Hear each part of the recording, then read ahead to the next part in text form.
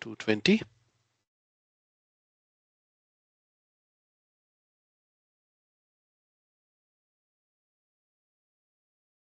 Mother, Sorry, you I were was. mute in case, yeah. Yes. Yeah, I thought so.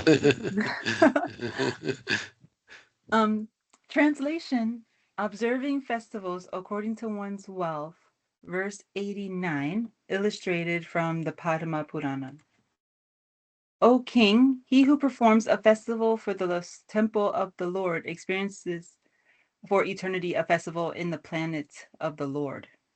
Visvanatha Chakravarti Thakur's commentary. It should be a festival for the Lord's temple. Harer Gehe. Wow. So, what the key takeaway we think from here? That the activities that you're doing, this specific one being observing festivals, are going to be the same things that you would do in the planet of the Lord as well. So spiritual activities you do is going to be the same. Is how I understand. Yes, wonderful, Mataji, wonderful. Yes, so this is not something which is material activity. What we are doing, this is becoming our eternal activity. Just think that the kind of enthusiasm we brings here, the kind of things we are doing, the same thing we'll be doing uh, in the spiritual world. So that's a, if we can just remember that, wow, amazing. Mhm. Thank you. Let's go to 221. Observing, oh, sorry, translation. Observing Ugra, Urja Vrata, verse 90. How do you spell that? How do you pronounce that? Urja is correct. You have pronounced it Ur, well. Urja Vrata. Urza, yeah. From the Padma Purana. Urza means energy. Urja, energy. Okay. Yeah, Urja Prata. Okay. Sorry. Observing Urja Vrata, verse 90, from the Padma Purana. Just as men know that Damodara is affectionate to his devotee, the Damodara month is also affectionate to the devotee. Even a little service performed during that month yields great results. Jiva Goswami's commentary. The month is affectionate just as Damodara is affectionate. Thus, a little service to Damodara becomes multiplied if performed during the month. Ura Karaka means a person, in this case, the month, who accepts something very small and makes it big, like a person who feels extremely indebted and performs great actions for another person. Similarly, his month, called Kārtika month, gives great benefit. It takes what is meager and makes it significant. Svalpam Uru Karakaha means the month of Damodara is the future giver of the huge results for a little service. The foundation of Svalpam Uru Karaka instead of Svalpasya in genitive case with Uru Karakaha is according to the rule Akenor You, you, Pavasyat. you can skip that. I think this is all very technical. I think it's okay. You can just go to the Vishwanath Chakravarti Thakur here. Yes. Genitive case is forbidden for words related to verbal nouns ending in aka, karakaha, or in which donate fraternity or indebtedness. Panini 2370. Visvanatha Thakura's commentary.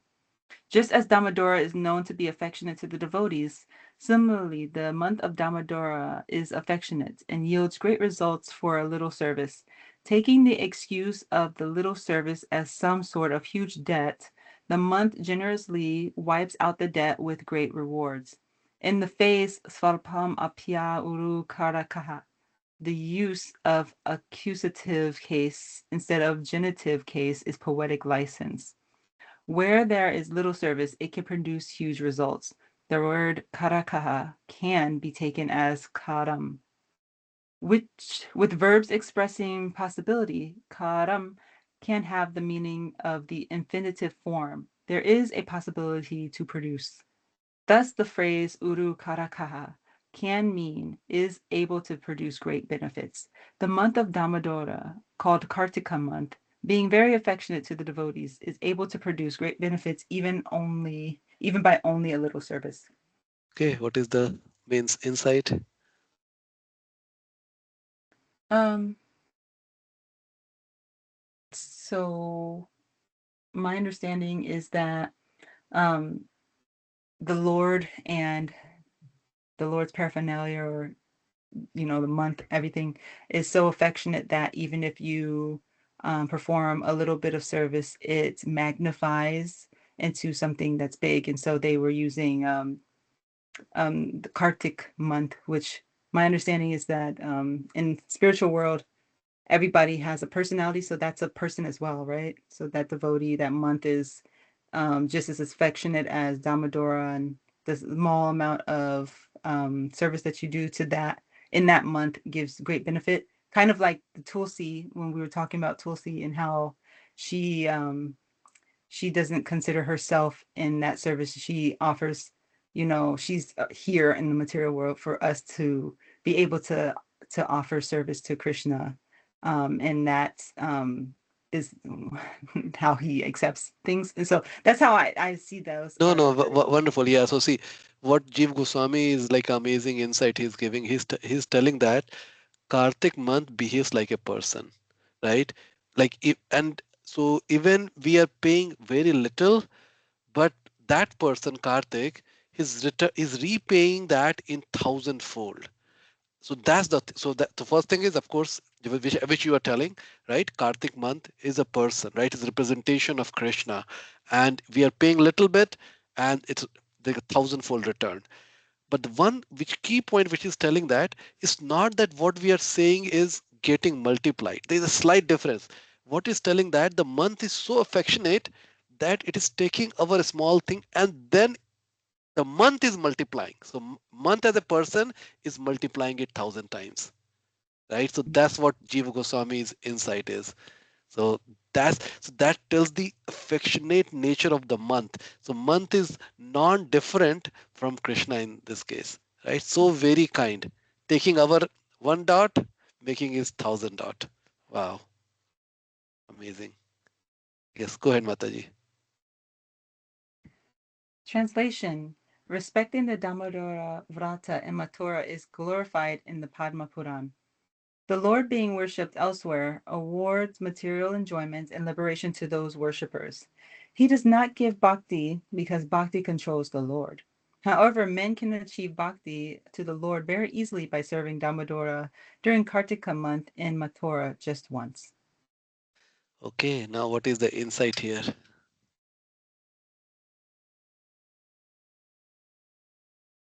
Um, I mean, it sounds like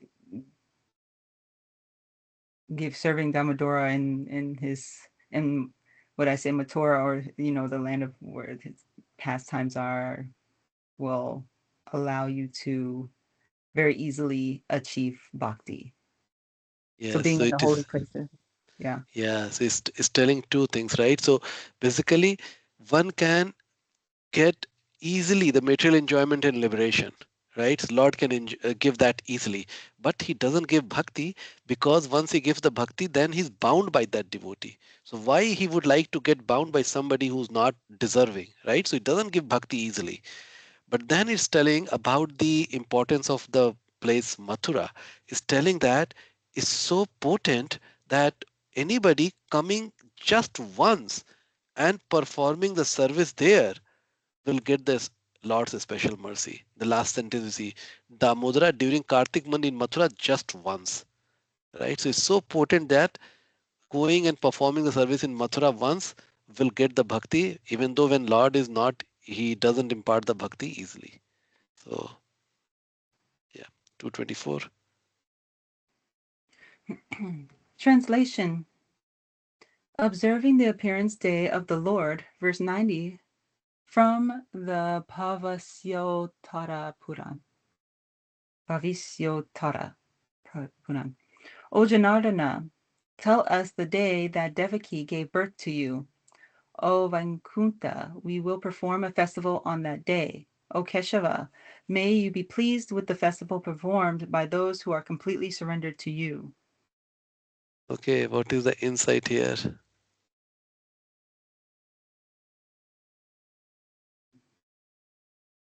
That those days are not different as well? Yeah, it's telling that Janmashtami is just not a ritual, it's a surrender. So when the devotees are celebrating Janmashtami, they are just surrendering. So that's what Krishna is seeing. So now, see, with this conception, now whenever we are celebrating Lord's pastime, which is in this case is Janmashtami, it can be Radha Ashtami, it can be all different festival we celebrate, we should be just seeing that this is our act of surrender to the Lord. Because here, what is telling that? It is telling that it's not information they are asking. It's not that, oh, Devaki, tell us the day that Devaki gave birth to you, right? So it's not that they are asking the Bhagwan, Janardana, that when you were born. They are telling that, tell me so that we can perform a festival on that day. Okay, Shiva, you may be pleased with that festival performed by those who are completely surrendered to you. So it's becoming an act of surrender. That's the mood we should perform the festival. So that's the key takeaway.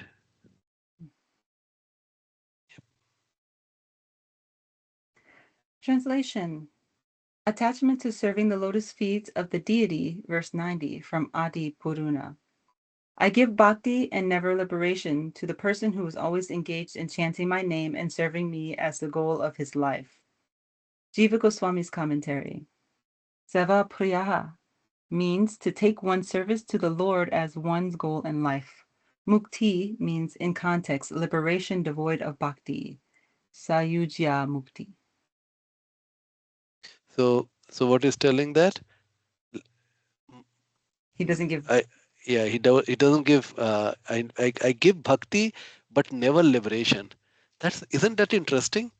Why Krishna is telling that I won't give liberation, but I'll give you bhakti. Well, I mean, so I guess I have another question in this question, because I understand that those who serve Krishna as their goal in life are already liberated. So they're already liberated. Because why it is said that once who is serving Krishna, they are already liberated. Because they're, well, if you're self-realized and you don't have any attachments to the material world that you're in and engaged in any of this stuff, then you're already liberated. You're not attached. There's nothing binding you to the material nature. So the answer is in this sentence: I give bhakti and never liberation. Right? So because what is telling that bhakti is why Krishna will give something cheap, which is liberation, when he can give us something very big, which is bhakti. Liberation is just a servant of bhakti. So one who is serving the Lord, liberation comes automatically. It's a byproduct, It's like right? So that symptom. it's a symptom, because see, if somebody who's loving Krishna, Krishna is going to take that devotee and bring to him, right, where he lives, or wherever that devotee lives, Krishna is living there with the devotee. Now, in that case, what is the role of liberation? Liberation is okay. I'm free from the cycle of birth and death. But here, one is bound with the love, right? So in that case, liberation has already taken place, because if one is eternally with Krishna, there is no question of life and birth, life and death, right? There is no question. It is just implicit. It has happened, and that's the reason why he's saying that I'm not going to give you something cheap. I'm going to give you bhakti. Make sense, Mataji? Or I'm confusing here? It's Yeah, I think I've confused you a little bit, right? who, me? Yeah. Are you okay? Yeah, no, it makes Yeah. sense. Okay. It makes Okay. sense to Okay. me. Okay. Yeah, Okay. absolutely. Okay. Sorry. Okay. No, no, I was just looking at your face. So okay. Everybody is clear that why Krishna is telling that he doesn't give liberation. He gives when he gives bhakti. Okay. I assume that everybody is okay. 26. Yes. Translation. Relishing Bhagavatam. verse 91 from the first canto. Oh yeah, Mathurā Rasika Bhuvipapa. Yeah, Right. yeah, you can read it, yes. Yeah.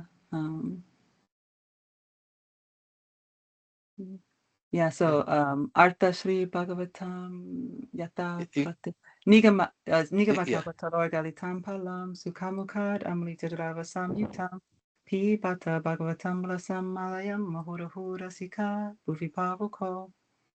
yes. O expert and thoughtful men, relish Srimad Bhagavatam, the mature fruit of the desire tree of Vedic literatures. It emanated from the lips of Sri Sukadev Goswami. Therefore, this fruit has become even more tasteful, although its nectarian juice was already relishable for all, including liberated souls. I sing this all the time, every day. That verse specifically. Jiva Goswami's commentary. O paths of the highest bliss, Bhavaka, O man who appreciate the love of the Supreme Lord, Rasika, you situated on this earth, Bhuvi, please relish the internalized pipata, the fruit called Bhagavatam, the very form of rasa alayam, which has dropped down Galitam to this earth, coming from the tree of the Vedas, which grows in Vaikuṇṭha and gives all types of fruit on its branches and twigs. Ah, you have attained that which cannot be easily attained. Aho. By using the word rasa as a modifier, the Bhagavatam is described as having sweetness, but the real intention is to proclaim that Bhagavatam is completely sweetness. It is sweetness alone and nothing else. The scripture called the Bhagavatam is indeed tasty or rasavat, but is designated by the word rasa to indicate that it is solely composed of rasa or sweet taste. Moreover, by the word Bhagavatam, that which is related to Bhagavan, the Lord, it is indicated that sweetness or rasa also belongs to the Lord. Since the Bhagavatam is the tadiya of the Lord, dear object related to the Lord, rasa also is the tadiya of the Lord. Bhagavatam means related to the Lord. Thus, the word Bhagavatam rasam can also mean rasa or sweetness related to the Lord. The definition of rasa is indeed a relationship of pure affection for the Lord. This is understood from the statements and results described from reading the Bhagavatam. Yasyam Vaisuyamanayam Krishna Paramapurushe Bhakti Rupadyate Pumsa So Kamaha Bayobaho. Simply by giving or reception to this Vedic literature, the feeling for loving devotional service to Lord Krishna, the Supreme Personality of Godhead, sprouts up at once to extinguish the fire of lamentation, illusion, and fearfulness. The word rasa is also employed in the Shruti to indicate directly Bhagavan, since he is composed completely of rasa. The Shruti says raso vaisa. He is rasa. Taittiriya Upanishad. This rasa is also the highest objective. Rasam hyavayam labhavanandi bhavati. Attaining that rasa, Bhagavan. The jiva becomes blissful, and thus the word rasika used in this verse indicates the realization of this rasa belongs to those persons who have become accomplished in rasa only through long impressions in past and present lives, since one has to realize the Lord to realize rasa. The word galitam, fallen down, and also liquid and dripping, indicates the extremely ripened state of the fruit, and concerning scriptures, it indicates its very relishable nature as well as its success at bringing out the meaning of scripture in the most skillful manner. The word rasam, juice, used in describing a fruit indicates that the fruit is totally without skin, seed, or other defects. Concerning scriptures, it indicates that this scripture is without any inferior parts. Stating that the Bhagavatam is the supreme fruit of the tree of the Vedas indicates that the Bhagavatam is the highest goal of human endeavor. Though the completely sweet fruit is excellent by its nature, in order to convey its supreme position, although excellence is then described, in describing the fruit, an analogy is given. Because of living in a tree, the parrot astonishingly develops a very sweet mouth. The fruit touched by that parrot's sweet mouth becomes additionally sweet. In the same way, the descriptions of the Lord touched by the mouth of a highly elevated devotee becomes even sweeter. Then how much more sweet the Bhagavatam will become when it emanates from the mouth of Sukadeva, the great king, and all the great devotees. Having attained the culmination of the highest taste, naturally, a person can have no satisfaction in anything else. Therefore, drink this, since the sweet fruit includes even the bliss of liberation within it. A means including, and laya means liberation. Later, Sukadev will say, I don't know that one. Oh, saintly king, I am certainly situated perfectly in transcendence, liberation. Yet I was still attracted by the delineation of the pastimes of the Lord, who is described by enlightened verses. Srimad Bhagavatam, Canto 2, Chapter 1, verse 9. By mentioning liberation, which is eternal and inexhaustible, it is thus indicated that the taste intrinsic of the Bhagavatam will not diminish either with the passage of time or by the increase in the number of people who relish it. Alternatively, there is another meaning of alayam. Thus, alayam can mean leading up to prima and including the stage of complete prima. This is because in the Bhagavatam there are two types of rasa. Though both are filled with affection of the Lord, that which is useful for leading up to the topmost taste, and that which is fully developed in the taste of the Lord. Thus it is said in the 20th canto, O Almighty Parikshit, I have related to you the narrations of all those great kings who spread their fame throughout the world and then departed. My real purpose was to teach transcendental knowledge and renunciation.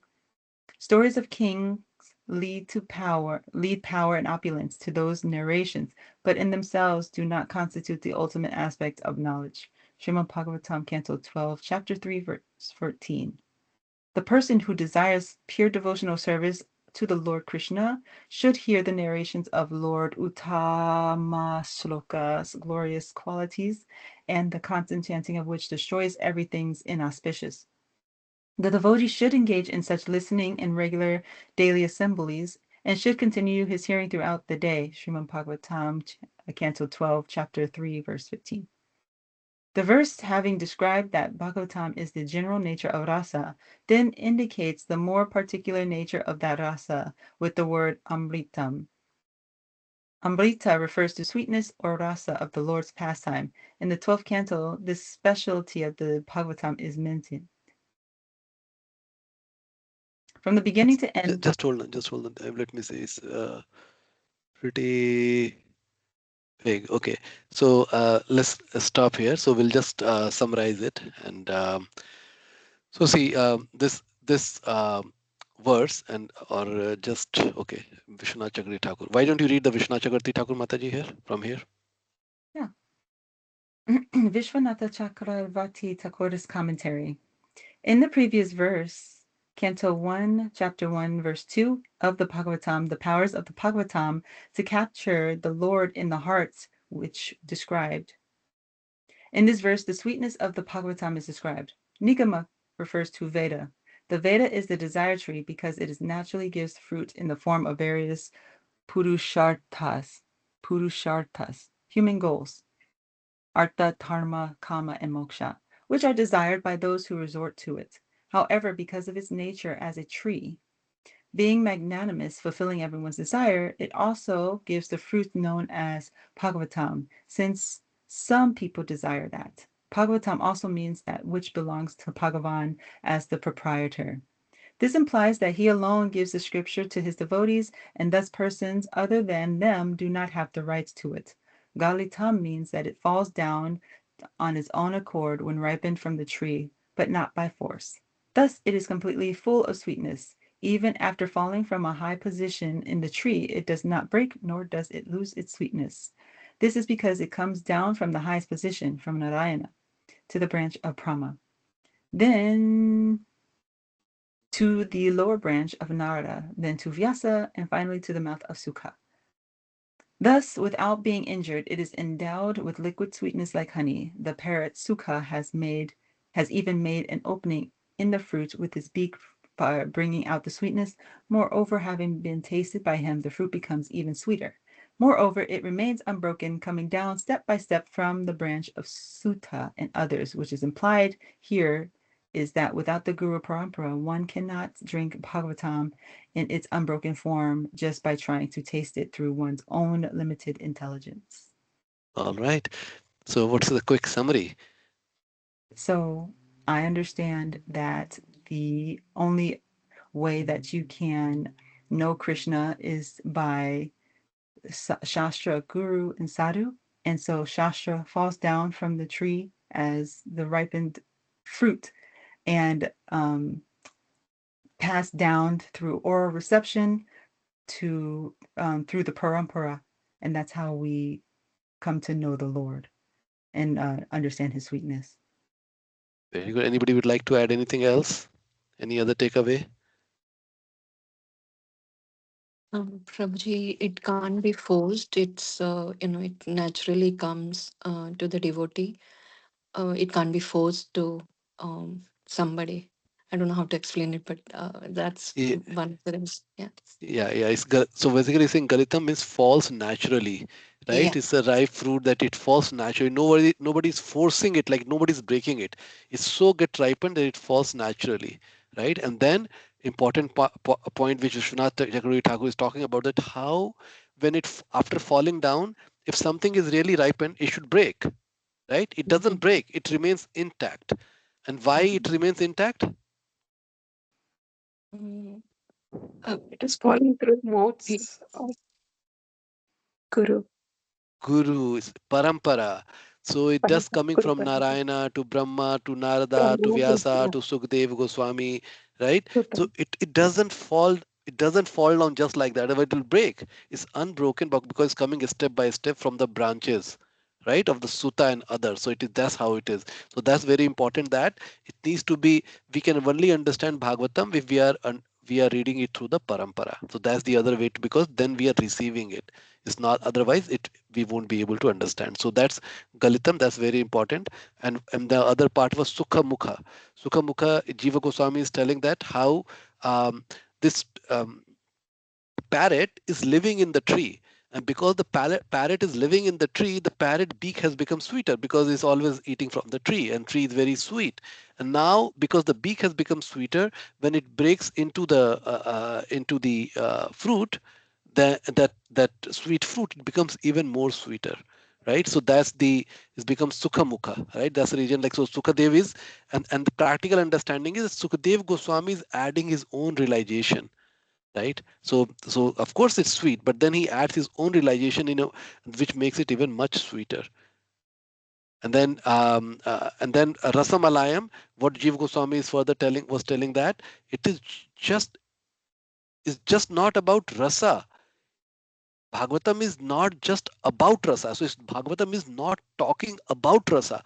Bhagavatam is rasa. So that's what he's talking about. That Bhagavatam is not talking about rasa, it is rasa. So there is no skin, no seed, no waste. It's just pure sweetness throughout. So that's the summary. So 3 points. What we can remember from this? Galitam, Sukhamukha. Sukhamukha. Third is Rasamalayam. Rasamalayam. Yes. So Galitam, when we think Galitam, we should think that it was not forced. It just falls naturally, but it's falling through the parampara. So that, and then we have to receive it parampara. When we stick Sukhamukha, we should think about the tree and how Sukha, because he the Sukadev Goswami was renounced from the very beginning, right? So he's always like he's a renounced, like, and that that personality get attracted by this sweetness, and then through that realization he's presenting that, so it becoming more sweeter. So that is Sukhamukha. And Rasa Malayam, third is that it is not about rasa, it is rasa itself. Okay, so that's the meaning. Okay, some other devotee, 227, maybe Priti Mataji. Sure. Translation. In a similar way, it is said in second canto, O saintly king, I was certainly situated perfectly in transcendence, yet I was still attracted by the delineation of the pastimes of the Lord, who is described by enlightened verses Srimad Bhagavatam 2.1.9. Jiva Goswami's commentary.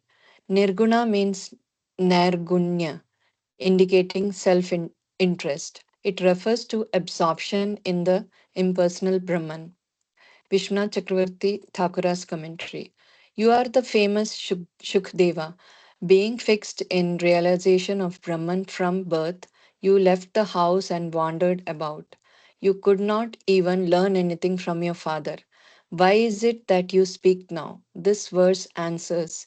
Though fixed in Brahman, my heart was attracted by the pastimes of the Lord. I am the proof that the pastimes of the Lord are sweeter than the realization of Brahman. Okay, so what is the key takeaway? Um, Even though he had the realization of Brahman, he was more attracted to the pastimes of the Lord because those are sweeter than the Brahman. Yes. So this is the proof that the Lord's pastimes are sweeter than Brahman, because Sukadev Goswami got attracted, and he himself is talking about because he is considered to be sweeter, right? So that's the proof. Yep, this is very good. 28. Translation. Association with like minded, affectionate devotees, verse 91, illustrated in the first canto. The value of a moment's association with the devotee of the Lord cannot be compared even to the attainment of heavenly planets or liberation from matter. What then to speak of worldly benedictions in the form of material prosperity, which are meant for those who are destined to die? Srimad Bhagavatam 1.18.13. Jeev Goswami's commentary. Bhagavad Sangi Sangha means association with persons who are attached to the Lord. Sangha means attachment, and he who constantly has the attachment to the Lord is called Sangi. Even a moment's association with such a person cannot be compared to attaining the heavenly planets. In praising association of the devotees, the sages at Naimisharanya show that they have also a similar desire for the association of devotees. The verse is used here as an example since it acts as a good instruction for others. The affectionate nature of the devotees Nigda should be implied from the verse. One should also see a similar verse in the 14th canto. क्षणार्धेनापि तुलया न स्वर्गं न पुनर्भवं भगवत्सङ्गीसङ्गस्य मर्तयानां किम् उत्तासि सः. If by chance associates with a devotee, even for a fraction of a moment, he no longer has any attraction for the results of karma or jnana. What interest then can he have in the benedictions of the demigods who are subject to the laws of birth and death? Srimad Bhagavatam 4.24.57. Vishwanath Chakravarti Thakura's commentary. This verse explains how much we should speak of the glories of the great ocean of association with such great devotees who have become visible in front of us. We should not compare a moment's association with devotees who are attached to the Lord with Swarga, the result of karma or liberation, the result of jnana. We cannot compare at all that association with worldly blessings of a man in this world, such as a kingdom. That is because by the association of the devotees, the sprout of bhakti, which is very rare, appears. We should not even compare the results of karma or jnana with a moment's association with a devotee or with a particle of sadhana bhakti. What then to speak of devotee association of long duration, or even more, what to speak of the bhakti which results from that association? Even more, what can we say about attaining prema, which is the result of bhakti? But you now These read from come. here. Yeah, just now read from here. The infatuation. Okay, sure. The infatuation and bondage which accrue to a man from attachment to any other object is not as complete as that resulting from attachment to a woman, and even more from attachment to the fellowship of men who are fond of women. Yeah, yeah, just read this paragraph. Yeah, also. Just as those who associate with the persons attached to the woman are criticized more than those who associate with the woman. Association with a person attached to the Lord is praised more and is more desirable than association with the Lord Himself. All right. So, what is the key takeaway from this verse? So, even association of the pure devotees just for fragments of moment is like considered a boon. It can take your devotional life further.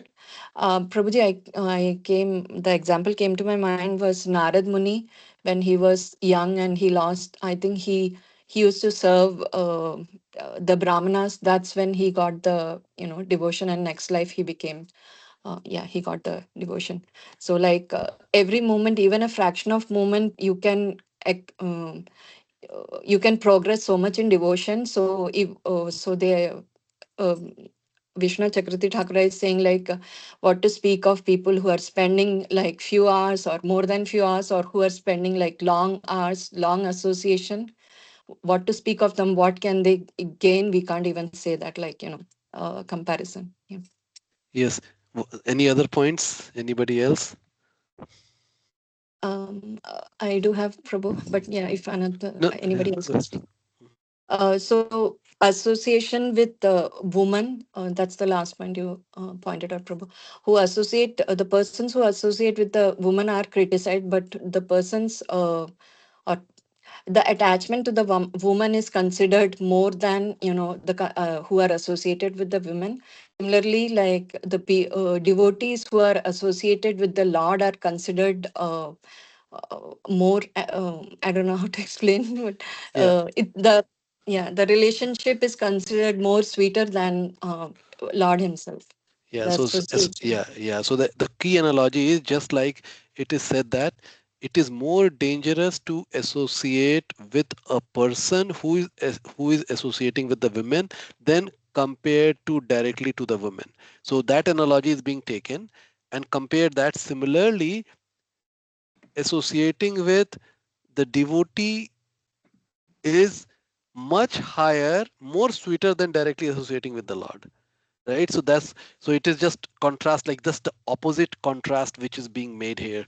And the reason practically we can understand, right, when we are associating with a man who is associating with a woman, he can really spoil the men uh, by saying all the things, oh you should do that, while directly associating with the women, only the men and women are associating, but this man who likes to associate with women can make this man associate with many women, right? So it's become a like more fallen condition. So similarly the devotee, a pure devotee, if we are associating with a pure devotee, he can give lot more rasa from the different perspective about the Lord, his own realization, what he has read, and then about, of course, directly from Krishna itself. So that's how d- it says that just a moment of his association with devotee is much higher than anything else. So that's the key takeaway. Okay, 29 Mataji. Translation. It is also said in the Bhakti Sudhodaya, a man will attain the qualities of of the person with whom he associates, just as a crystal takes up the color of the object next to it. Therefore, the wise man will take the shelter of those who have qualities like his own for prosperity of his family. Jeev Goswami's commentary. This verse makes clear the power of association with like-minded persons using an example. This is a statement of Hiranyakashipu to Prahlada. Though the demon's intention was otherwise, because it is a general statement, it is possible to use the verse according to one's own intentions. This is the aim of the author. Manivat means like a crystal. It is used here as an example to illustrate taking up the qualities of an object in proximity, though it also has the quality of being completely unsteady. Taking up any color of any nearby object. Swayutan here indicates sajatiyan, like-minded. Yes. So here, what is the key takeaway from this verse? So it's kind of little confusing, Prabhuji, to me.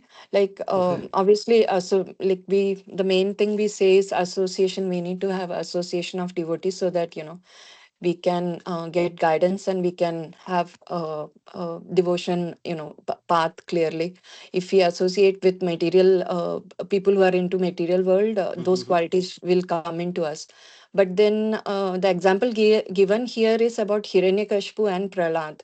I'm not able to really correlate how this Okay, is okay. there. So so this is, see, what is telling that Hiranyakashipu was scolding Prahlad, that why, with whom you are associating with, where you are learning it from, because Prahlad was Prahlad was associated with the like whoever was getting associated with the Prahlad, he was teaching them, right? So anybody Mhm. coming in contact with the Prahlad was learning from Prahlad about the bhakti. So it is, so that's what is the analogy is comparing. This is the analogy is crystal, right? The crystal with anything crystal doesn't have its own color, but whatever the object it comes in proximity, and that's what sajatiya is being said, that we should try to associate with the like-minded people. So there can be many devotees, many kind of devotees, but the devotee where we can get the most is when the devotee is like-minded to ourselves, right? So we should try to find the devotees who are like-minded, so that, and then associate with them, and through that we will learn the most, as it was also described in the previous verse. Yes, Is it clear, Mataji? Why yes, Hiranyakashipu to Prabhu. Prahlad? Yeah, Okay, I okay. yeah, I think I just got misled. Yeah, Yeah, thank yeah, you. yeah. Because no, because it's just one line, so you don't know in what context it's talking about, right? Yeah, yes, Yeah. yes, Prabhu. Okay, so some other devotee, Mrinalini Mataji or Shiva Prabhu. Okay. Prabhu, you want to go? You read Mrinalini Mataji. You read. Okay. अथ Shreenam Just Sankirtanam just Yata. just read Mataji's English Mataji translation.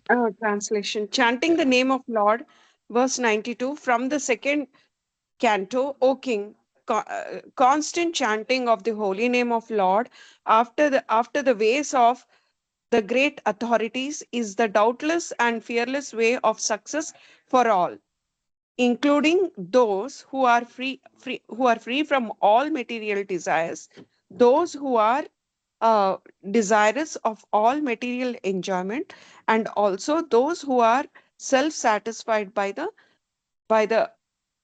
dint of transcendental knowledge. SB 2.1.11. G. Okay. Prabhu, Yeah. which one? Yeah. Jiva Vishwanath Goswami comment. Chakra. Yeah.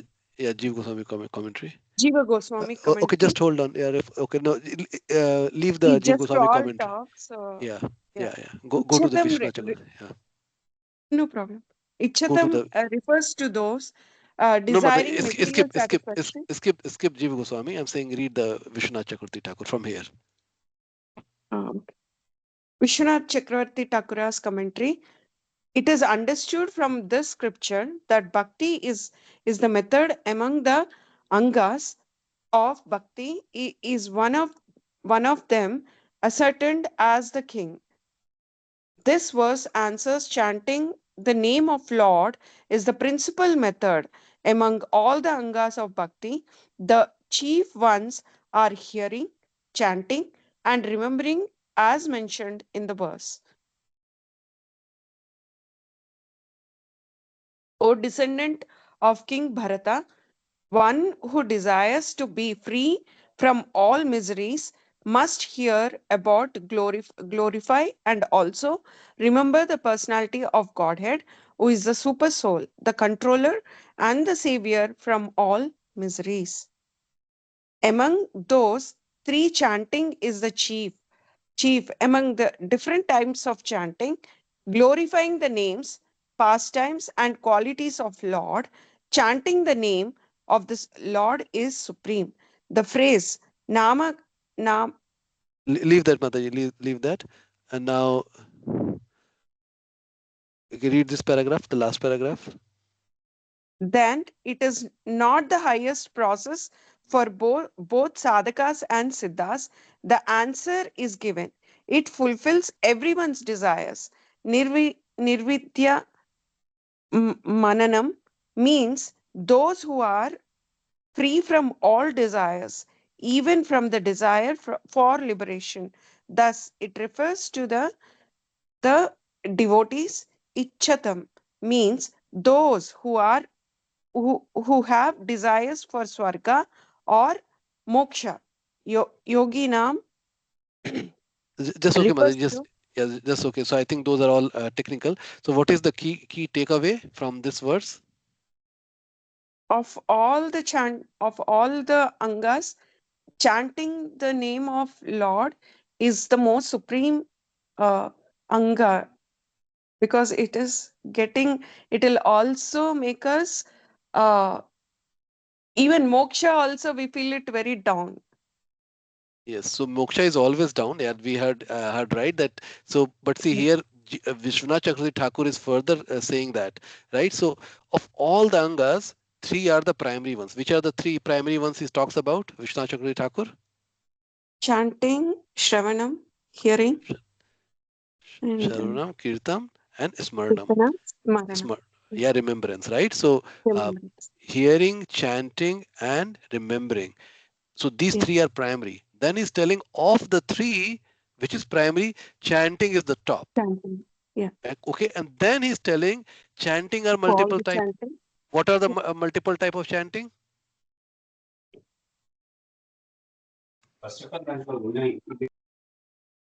Chanting of Standing So, up names, pastimes, Chanting. mhm. and glories, yeah, qualities, right? He's telling of the three, which is higher? name. Name. Name Names. of the And Lord. yes, so that's the reason why we are chanting Maha Mantra. So it is the simplest and the most powerful, right? So we should not think that, oh, what we are doing. Like many times we think, oh, I should hear more esoteric things, more deeper thing. I should hear about the rasa dance and more things. That happens for the lot of a lot of senior devotee. They think that way. But see, this is the basic is Hari Nam chanting is the basic and it is the most advanced also, because it's telling that it has siddha stage also, it is at the sadhya stage also, and it is at the siddha stage also, right? So whatever we are doing at the sadhana stage at the very beginning, at the siddha also that will continue. So it is a glorification of chanting which is now has begun now. All right, sadhakas and Yes, siddhas, right? Yeah. yes, Prabhu. Just a point like even name of the Lord is considered higher than the Lord Himself. Yeah. Yes. And why it Mhm. is said that? Through chanting the name of the Lords, we can bound Him. Yeah, but even by why the name is higher than the like, you mean the just knowing the Krishna will not bind him and chanting the name will bind him? Why the name is higher than the Krishna himself? Not sure, Prabhu. I don't have the answer for this Okay, one. that's the homework. Let's come back to this. Okay, Okay, sure, Prabhu. I okay. heard So, that chanting the name, Go ahead, um, I, Mataji. I heard chanting the name will automatically fulfill the other two pillars of devotional service too. I hear that if you do kirtanam, then automatically you get remembrance and hearing, because you're hearing it and it's so if you chant, you get all three of them. Yes, the progression will happen. Is the chanting will lead to always doing the kirtanam, and the kirtanam and the is then make the remembrance, right? Remember, so the root is chanting and that's causing the other two, so that will happen automatically. So you are right, absolutely, Mataji. The question here, what Mataji was asking, that she heard that and we hear a lot, right, how the name is considered to be more merciful than Krishna himself. So that was the question. So I said that, okay, what is the answer for that? Why it is considered the name is considered to be more merciful than Krishna himself? Prabhu, we can because take the it's example of Hanuman, who is Bhakta of Rama, Hmm. and Rama gets bonded in his heart, and always, wherever they say, wherever um, he sees Rama, and Rama always is followed with Hanuman, right? So it's with his chanting of his name, he is always protected with the grace of Hanuman, and Hanuman is followed by Rama, and it's always bonded. Like Rama becomes Dasa of Hanuman. We always think Rama Dasa is Hanuman, but other way, Rama is always bonded with Hanuman as a dasa. That's what my understanding is, Prabhu. Okay, So, Mataji. Yes. Yes. Okay. Let's read the 231, Mataji. Go ahead. okay. Translation. In the Adi Purana, it is said, by singing my names, a person will attain a position close to me. I make this promise that person, O Arjuna, purchases me. Hmm. What is the answer you are getting here? What is telling? You're saying your position is granted. I make the promise that you are with me. Yeah. You're So see, purchasing this place. yes, the important word is purchase. So it is not earned, not deserved. By chanting the name, the devotees, Krishna is telling that you have purchased me. It's not that you have earned me or you deserve me. You have purchased me. Purchase means that Krishna is completely owned by the devotee. So Krishna himself is giving that right, that I am owned by you. Mm. And that is the answer to the Mataji, your question also. Why the name, right? So it is just giving the purchasing. If devotee purchases Krishna, and that's the reason Krishna doesn't give the bhakti that easily. Okay, next verse, Mataji, 232. Thanks, Guruji. In the in the Padma Purana, it is said the names of Lord remain constantly in the mouth of that person who serves Vasudeva for 1,000 births. Jiva Goswami commentary.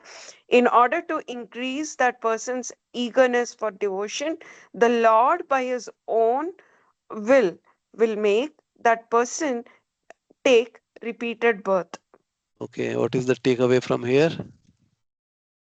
Even like we become, we shouldn't ask.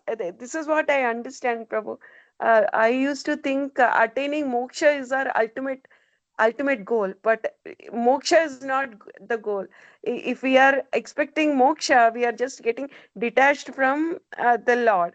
So to become near to the God, we should ask the birth that we chant more about Lord, that are we become a permanent like we purchase a place in Vaikuṇṭha Yes, or Mataji. So, Golokya. yeah, and that's what called prema, right? So that's Yeah, prema. So yeah. once, so that's the reason. Once the devotee has a prema, they don't need anything. The Mm. moksha and all those things, they are just a byproduct. They are like called the servant, like just like we have the servant at home who are doing the cleaning and washing. So like that, that's how the moksha is compared, right? But here, what it is telling, what is the takeaway from here? This verse, I quick. understand. I understand it by saying that it's not easy. It's not cheap. So in order for us Oh, to gain the eagerness for devotion, he will make us by his will go through repeated birth to do so. Yeah, that's the key point here. So sometimes we oh, think that the repeated birth, oh, I must have done something, and that's the reason, means the why bad. That's the reason I'm getting the rebirth, and Krishna didn't call me this time. But that may not be the reason. Devotee might be doing everything perfectly, but still Krishna may choose to give the devotee another birth because that is he wants devotee to relish more of his name.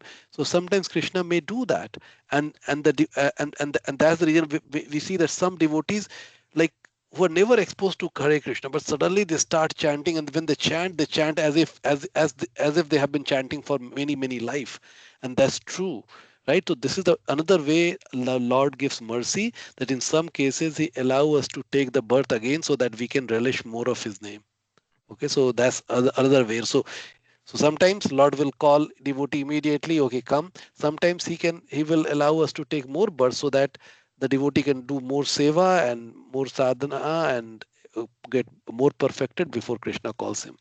So that's also mercy. 33.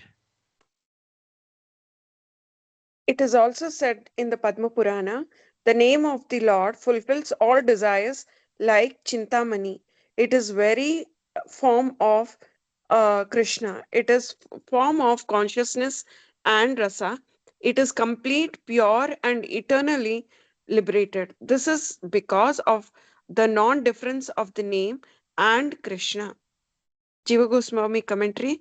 The name is called Chintamani because it bestows all things a person may desire. This is so because it is the Swarupa of Krishna. The other words describe Krishna. The name is the same as Krishna because it is non different from him. The meaning here is that the one tattva of eternity, knowledge, bliss, and rasa appears in the form rupa and nama. If one is particularly inquisitive, one can consult the chapter on Bhagavan in the Bhagavat Sandarbha. Okay, so here what is the, it is little technical, but what the Chintamani word means here? It is chanting the name. The name is like a Chintamani, which will grant all the wishes, rather than it's almost same as Krishna. But chanting the name is like a Chintamani, which will give us best of whatever we want. So see there, what is telling, there are 5 different qualities of Chintamani, Mhm. right? So there are 5 different quality. It is Eternity, full. knowledge, It is full. Of course, it's telling that it is consciousness, right? But it is saying that it is full, right? It is eternally liberated. It is conscious and full of rasha. So there are 5 different qualities that what is being talked about in this. It is very form of Krishna, means is Krishna himself, so consciousness and rasa, pure, complete, pure, eternally eternally. liberated. So complete, pure, eternally liberated. 3, consciousness. 4, rasa. 5.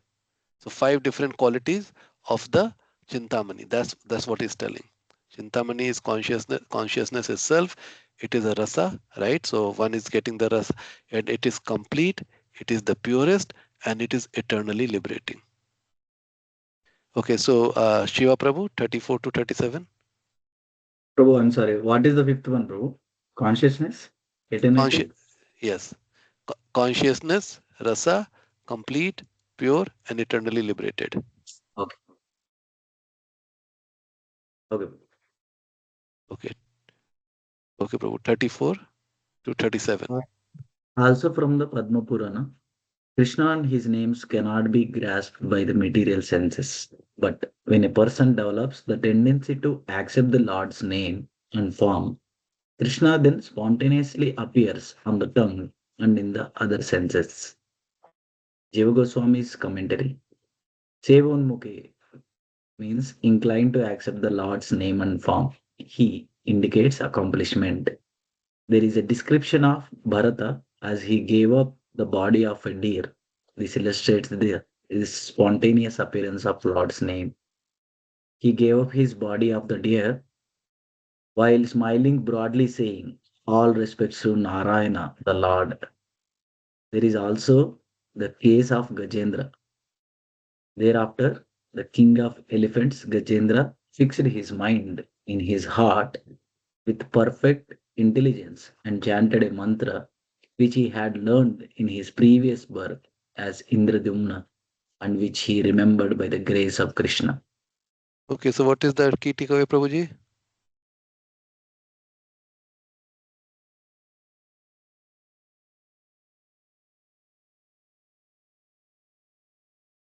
Yeah. So when we chant Krishna's name. So See, Krishna's it's tell simultaneously appears on the tongue. That means yes. Krishna and name both are same, and it is not actually perceivable through senses, material senses. But when a devotee tries to accept Lord's name and form, so Krishna spontaneously appears on the tongue. So the question is, what does this to accept the Lord's name and form means?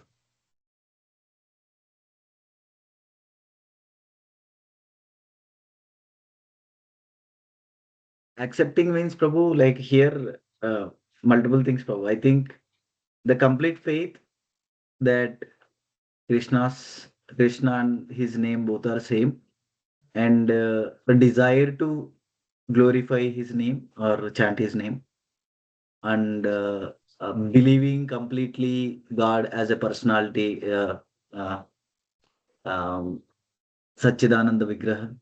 Right, Prabhu? I Yeah. think all these aspects will come, Prabhu. Okay. That's So what I the feel. yeah, and this you're right. But the simplest way to understand it, Prabhuji, is to serve the Lord.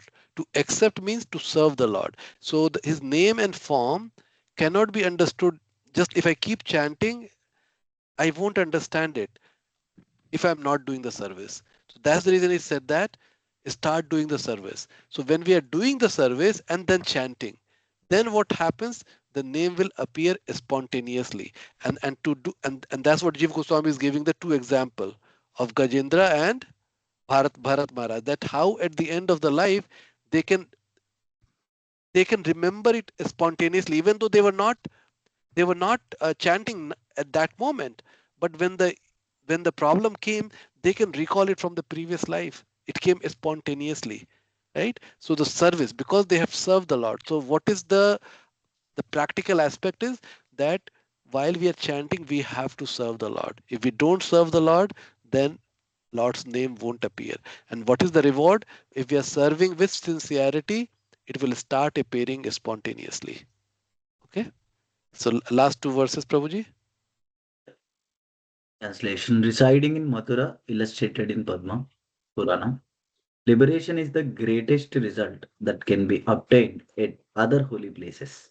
But devotion to the Lord, which is desired by the liberated souls, can be attained at Mathura. Mathura bestows dharma, artha, kama to those who have material desires. It awards liberation to those desiring liberation. It awards bhakti to those desiring bhakti. What intelligent person will not take shelter of Mathura? O Mathura is most auspicious and greater than Vaikuṇṭha Goloka. By staying only one day in Mathura, bhakti to Lord appears. So why it is compared that Mathura is higher than the Vaikuṇṭha?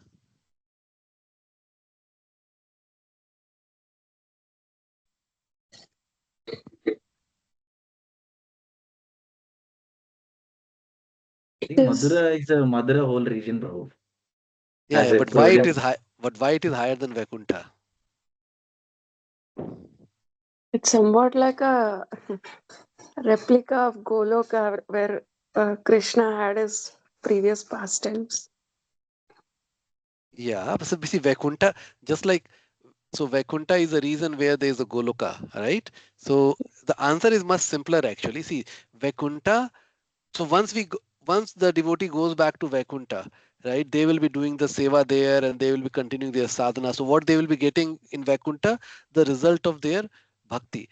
But in a Mathura, what it is telling, Mathura one can get bhakti itself. So it seems bhakti can be born in Mathura. So it can sprout like which has been always hidden. It can sprout. It seems that it can be born, right? That's the importance of Mathura, because see, Mathura is telling that whatever one wants, you will get it, including bhakti, which is impossible for the other places. While in Vaikuṇṭha, is the person who have already got the bhakti, they go to Vaikuṇṭha, right? So getting the bhakti itself is considered to be much higher than going and nurturing it. So first I have to get the bhakti, then I'll go and nurture it, right? And so that's the reason why Mathura is considered higher than Vaikuṇṭha. Am I making sense? right? Got it, bro. So yeah, so now the key take, so to see, what did you see the connectivity? Today we read from the 220 to 237. What is the connectivity? This is the best part, right? If you can just think about it, what is the connectivity through all the 20, 17, 18 verses we read today?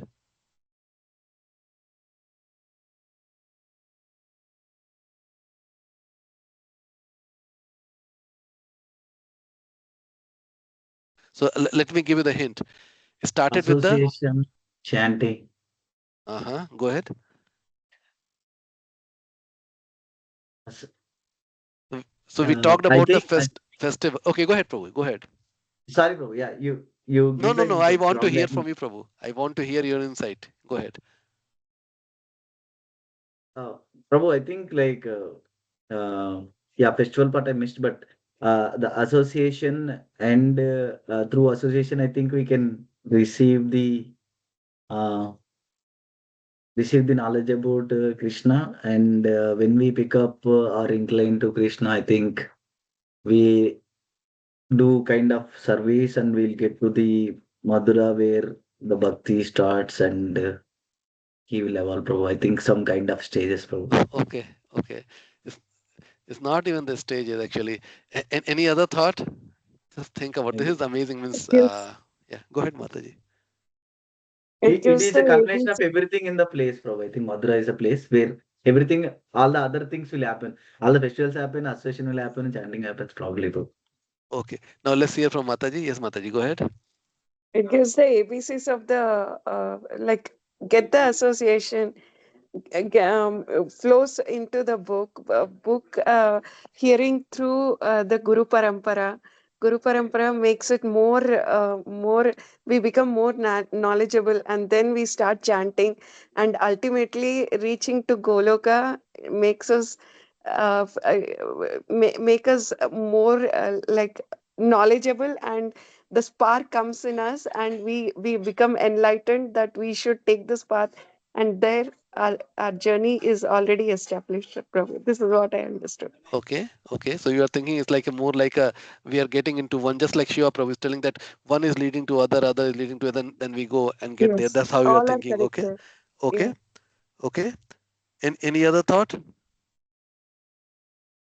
What I understood from this was that the festivals of the Lord, the incarnations of the Lord or the forms of the Lord, the association that you receive from the Lord's devotees are not different than the Lord.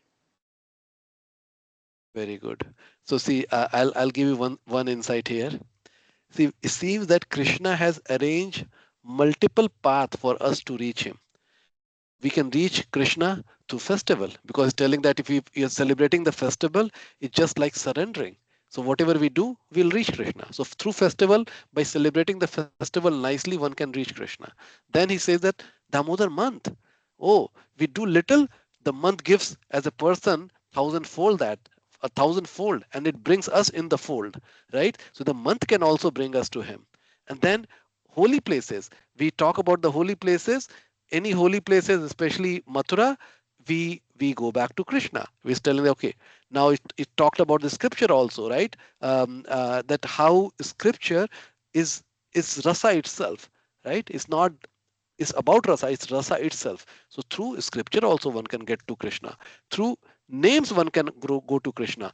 Through devotee one can go to Krishna. So it seems Lord is giving all the things. He has like created a whole marketplace that we can pick any one thing and we can go back to Krishna. If we want to use everything, Krishna is telling, take everything and you come back to me. So he's just trying to maximize our chances. So that's point number one. The second point, you'll see that for everything there's a asymmetry. It is telling that you do this little bit, I will give you this much. So these are the two key insights. You'll see the pattern is emerging throughout this, right? That we have to sincerely, the key word is we have to be sincere. We cannot fool Krishna. We have to do little. Let's start from the little. If we can do a lot, that's great. Start with the little, with the sincere effort. With any of those things, Krishna is going to bring us back. And with love. So Krishna is just not going to bring us back like that. He's going to give us love so that we go back to him. So that's Krishna's mercy. So throughout this verses is Krishna's mercy. And this is something, thank you to you, because reading this and all those stuff, analyzing, this is the insight which we are learning, right? So